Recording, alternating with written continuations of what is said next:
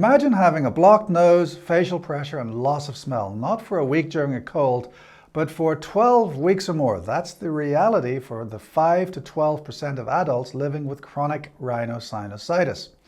I'm Dr. Ferghal Armstrong, and today on MedHeads, we're exploring how Natokinase, that same clot-busting enzyme we discussed in the last episode, might be the key to helping these patients finally breathe easier. Now, if you've been following our series, you'll remember that Natokinase's claim to fame is breaking down fibrin, that protein mesh that forms blood clots.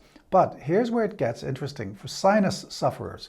Japanese researchers recently discovered that excessive fibrin deposition in the nasal mucosa plays a pivotal role in nasal polyp formation.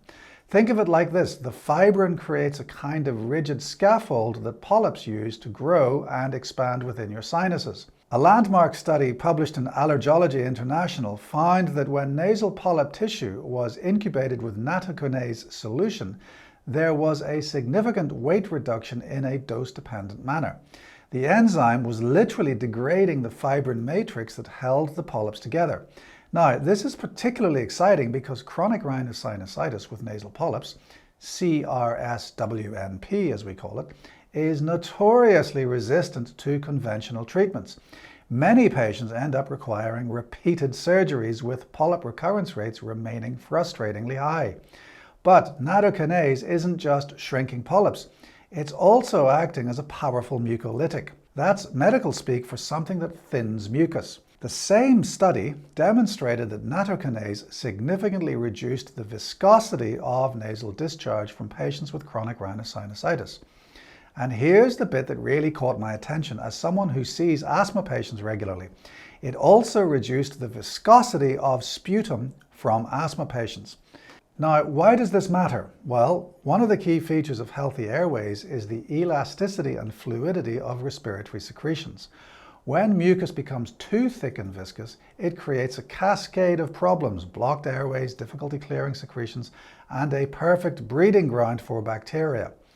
In asthma specifically, sticky mucus plugs can lead to airway narrowing and what we call bronchial hyperreactivity. Here's what makes this clinically significant. Current treatment for CRSWNP typically involves intranasal corticosteroids as first-line therapy, with systemic steroids often prescribed for severe disease.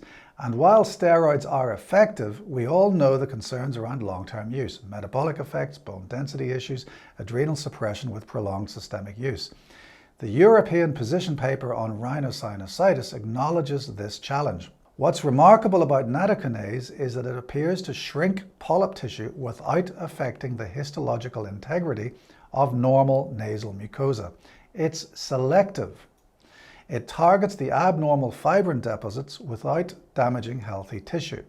This opens up fascinating possibilities for combination therapy or even as a maintenance strategy between steroid courses. Researchers are also looking at its potential in COPD and chronic bronchitis, where mucus management is equally critical.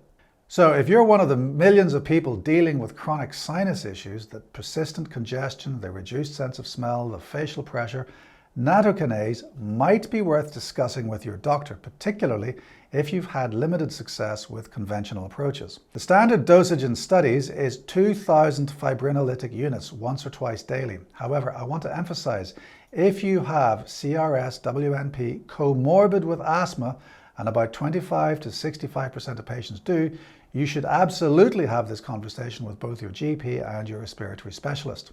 These conditions often share type 2 inflammatory pathways, so coordinated care matters.